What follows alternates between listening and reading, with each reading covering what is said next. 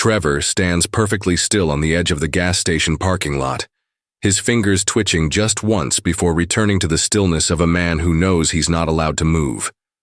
His badge is in his hand, out, visible, unmistakable, yet none of the three officers advancing toward him seem to see it.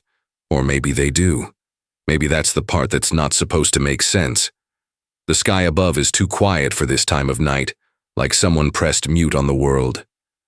And you're watching this from a shaky cell phone video that's never been aired. Not on the news, not in court, not anywhere. It was sent to your inbox anonymously, no subject line, no sender.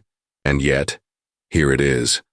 7 minutes that unravel everything you thought you knew about power, identity, and who gets to walk away. The first 10 seconds of the footage are almost too normal. Trevor in his dark coat, adjusting his collar like he's cold, like he's still just a man running errands after a late shift. You can see the glint of his FBI badge even in the grainy low res, tucked against his chest, glinting under the flickering gas station sign like a silent warning. But the tension, God, the tension, it's immediate. You feel it in your teeth. The way the officers approach, hands already twitching toward their holsters, their eyes blank with something that's not fear but something colder, like they know something you don't, like they're following orders no one gave out loud. You don't know why you keep watching, except that you can't not. It's not just the confrontation, it's the way Trevor's expression shifts. When the youngest cop, Officer Reynolds, whispers something under his breath, the words are nearly inaudible, but you swear you catch them.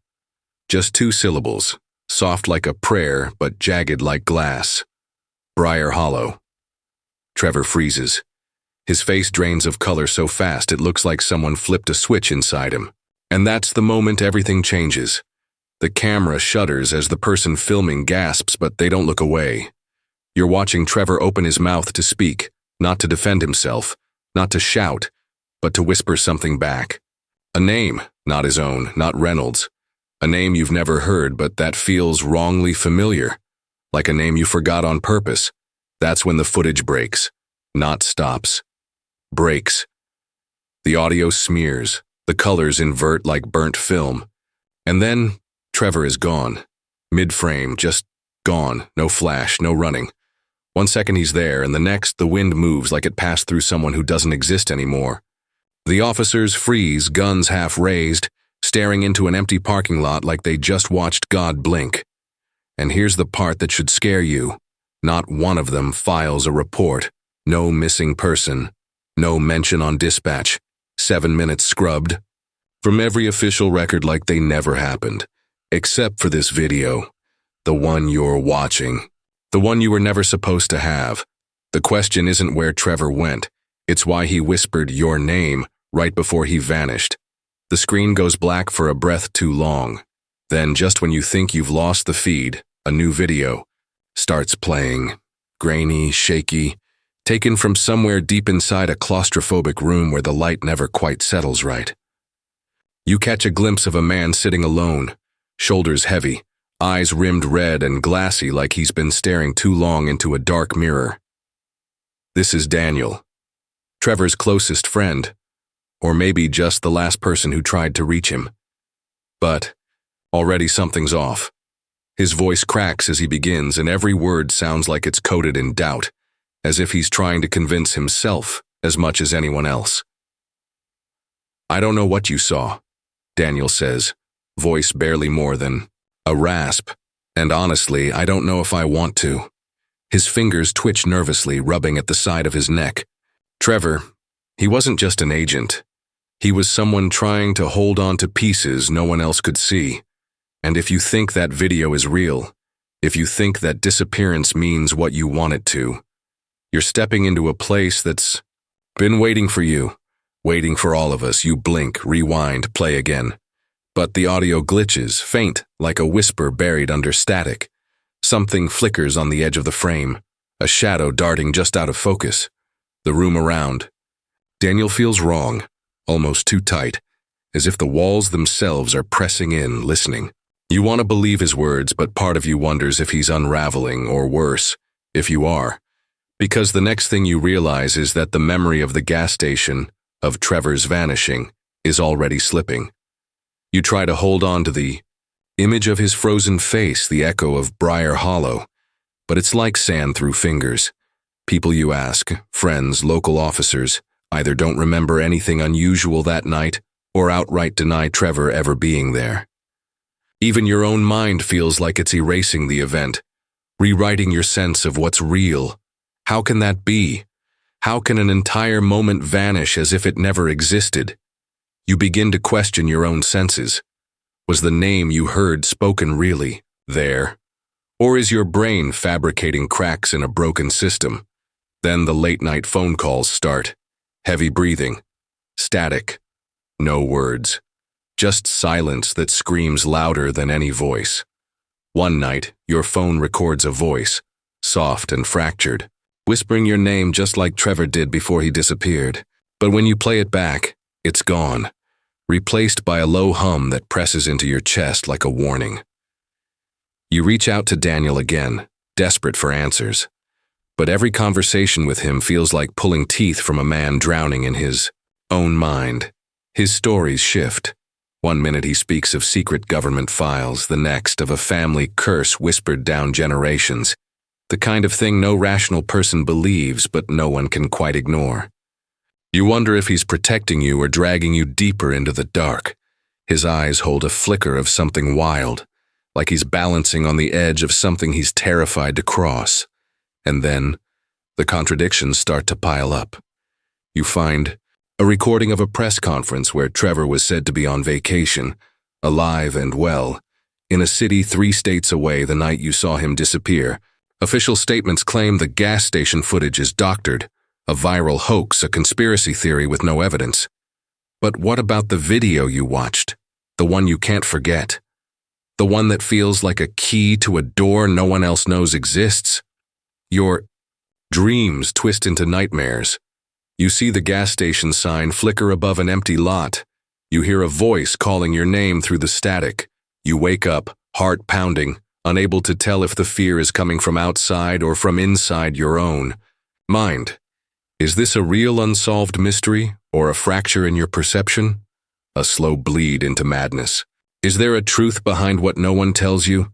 Something buried so deep it scared even the brave into silence? The only certainty is the feeling that you're being watched, not by people, but by something else.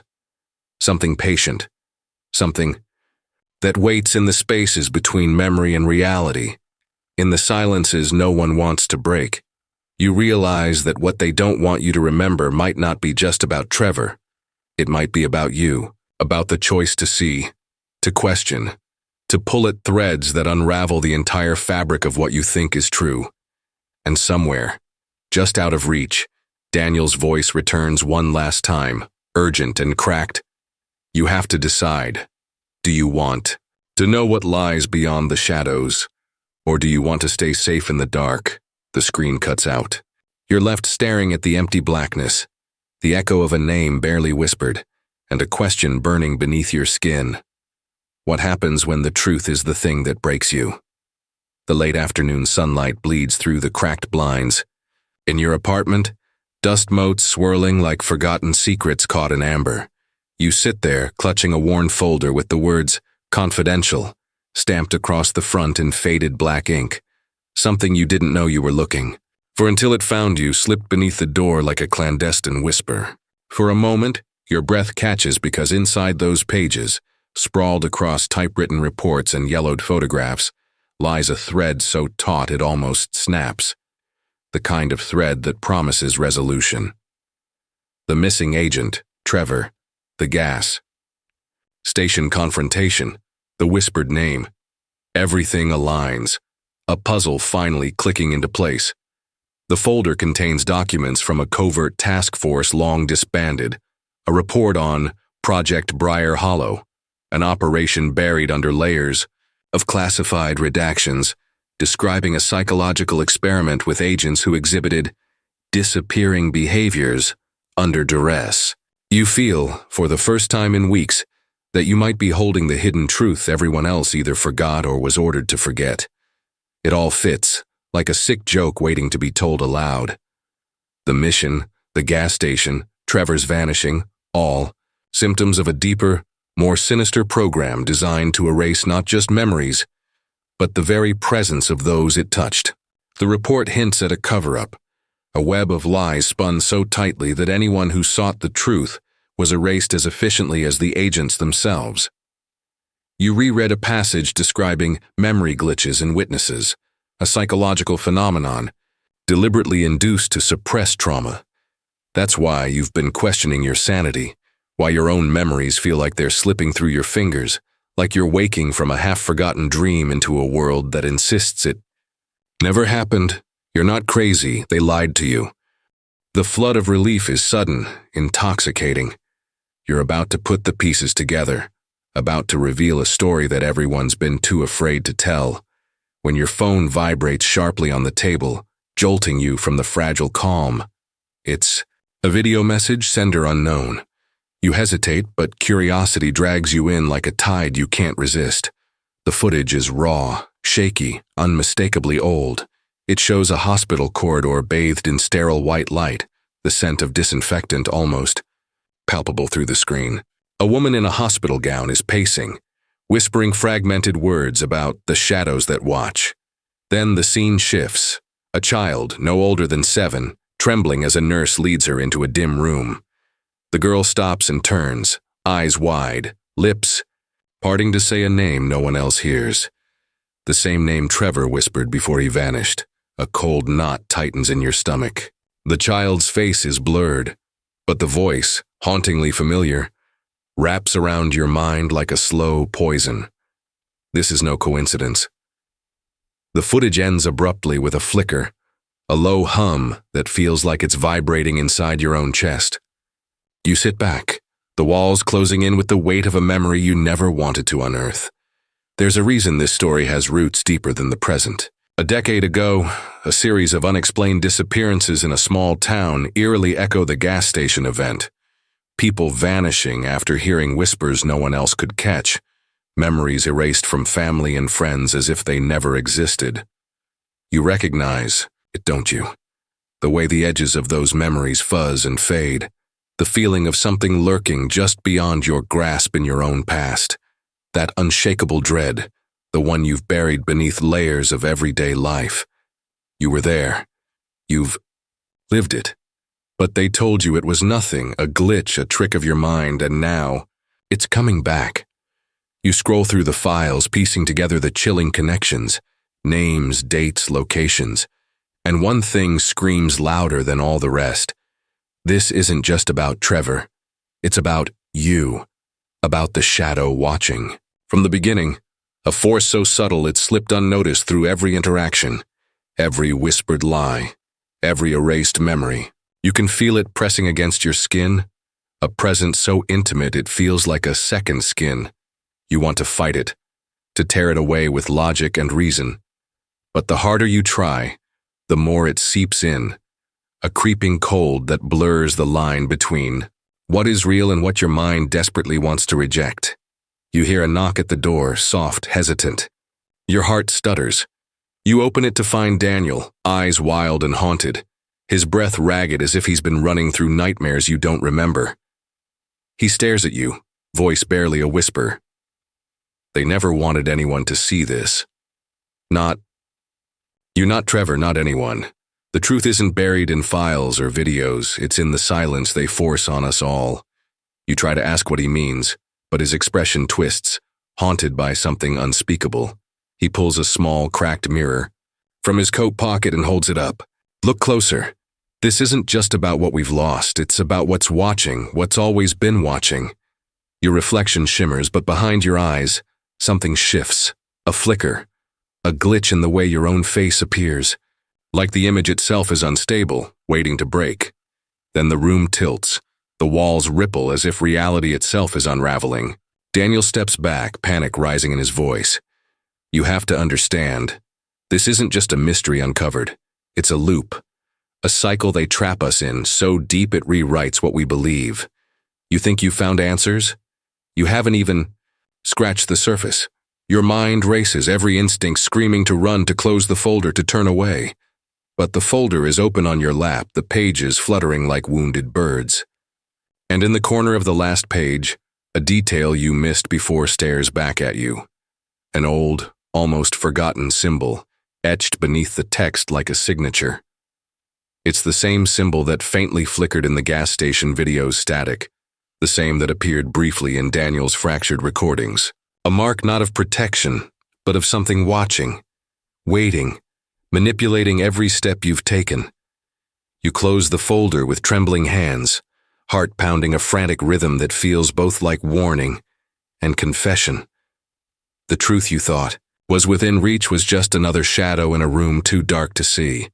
The story you've been living, the mystery you believed was real, it's been guiding you somewhere you're not ready to go.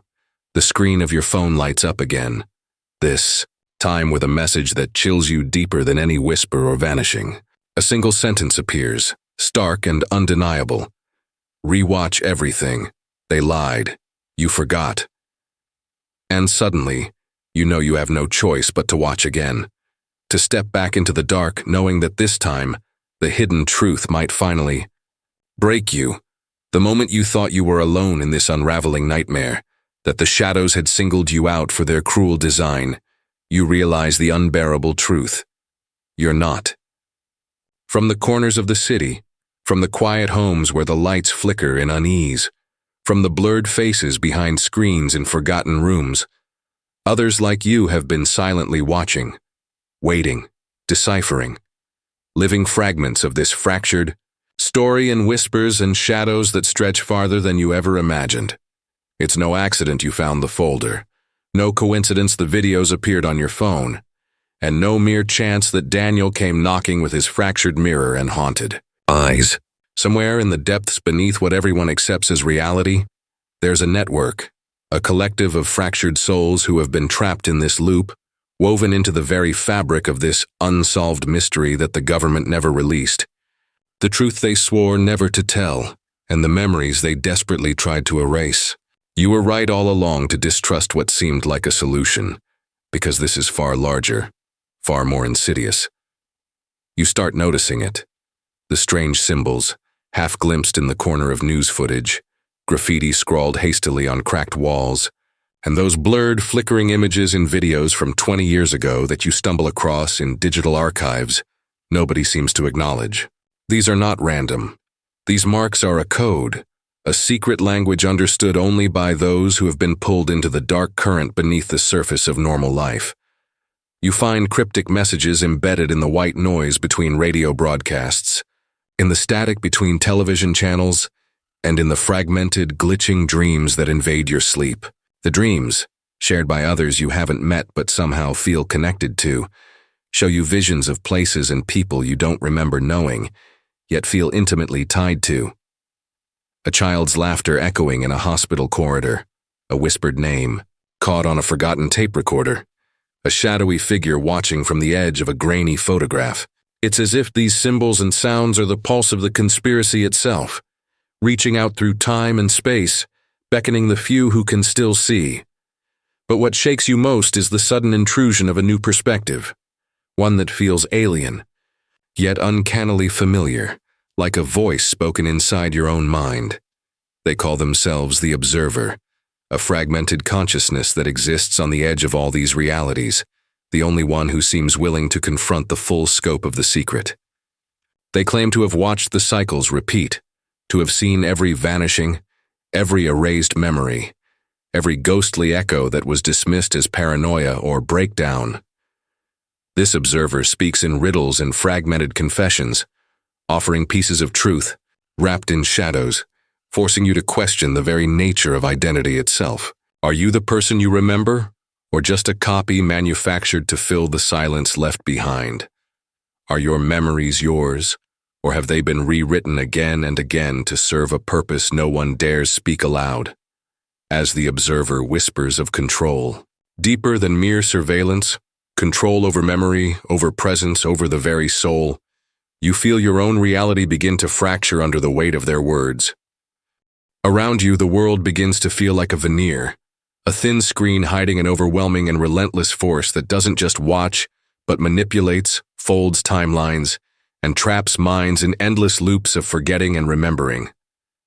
It's a Force that doesn't announce itself with thunder or light, but with the creeping dread that builds in the back of your throat, the sudden gaps in your memory, the eerie feeling that you're being observed not just by others, but by something that feeds on your confusion and despair. The more you try to hold on to your identity, your truth, the more it seems to slip away, as if you are a character in a story written by a hand you cannot see, a pawn in a game whose rules change every time you look away. Messages begin arriving, coded, incomplete, but unmistakably directed at you. A pattern emerges, a sequence of numbers, a string of letters that spells out nothing and everything at once, a haunting melody played backward on an old voicemail. They feel designed not just to inform, but to disorient, to pull you deeper into the labyrinth where the line between reality and delusion is not just blurred, but obliterated. And as you decipher each fragment, you realize that you are becoming part of something that has existed in the shadows for decades, something that uses the fractured memories and unseen watchers as a kind of currency, something that thrives in the silence and the things no one dares to remember. The observer's voice grows more urgent, more desperate. You are not alone. They have always been watching.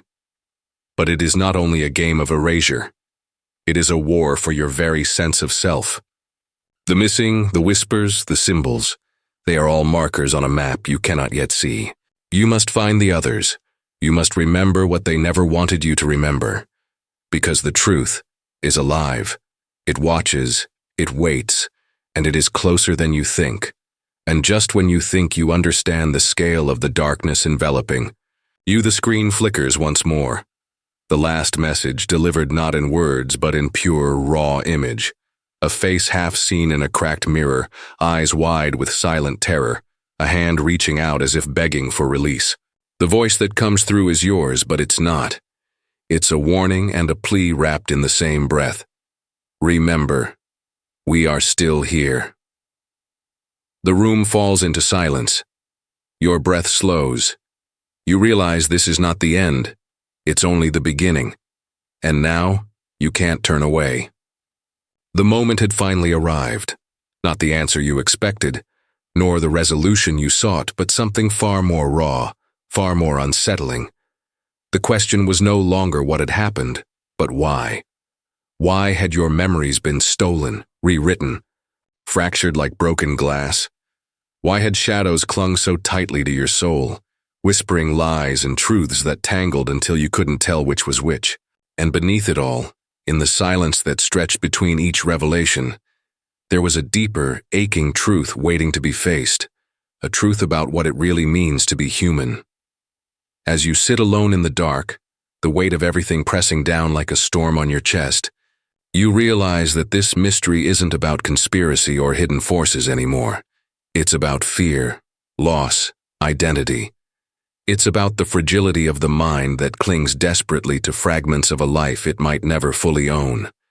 And it's about the painful recognition that sometimes the greatest horrors are the ones we carry inside, the memories we bury, the truths we deny, the parts of ourselves we refuse to face. The shadows were never outside. They were always within you, waiting for the moment when you could no longer run. Daniel's voice echoes in your mind again, raw and broken, confessing a secret that fractures you from within. I wasn't just a witness. I was part of it. The things they made me forget. I buried them deep, but they clawed back every night. It wasn't just about controlling us. It was about controlling what we believe we are. And once that's gone, once you lose the core of yourself, what's left? That confession hits harder than anything you've heard before because in that moment, you understand. It could have been you too. The memories, the confusion, the vanishing, the voices no one else heard.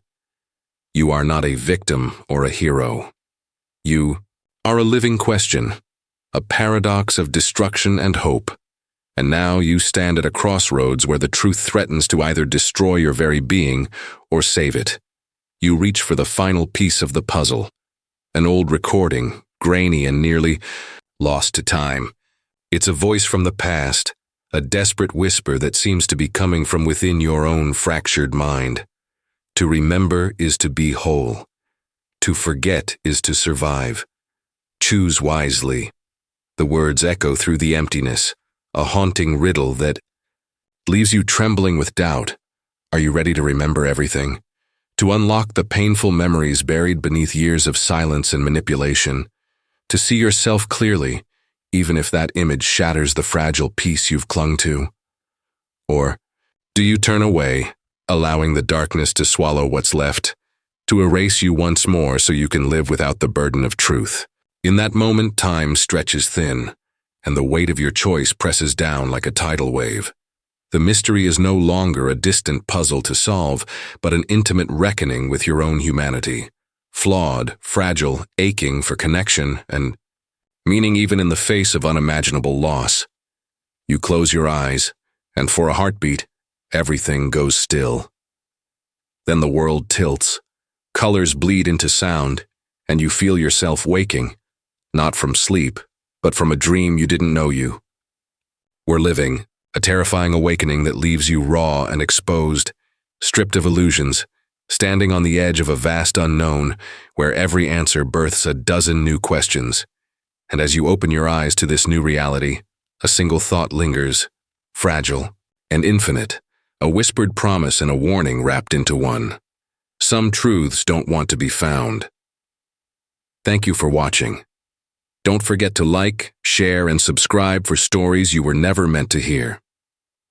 Until next time, remember, some truths don't want to be found.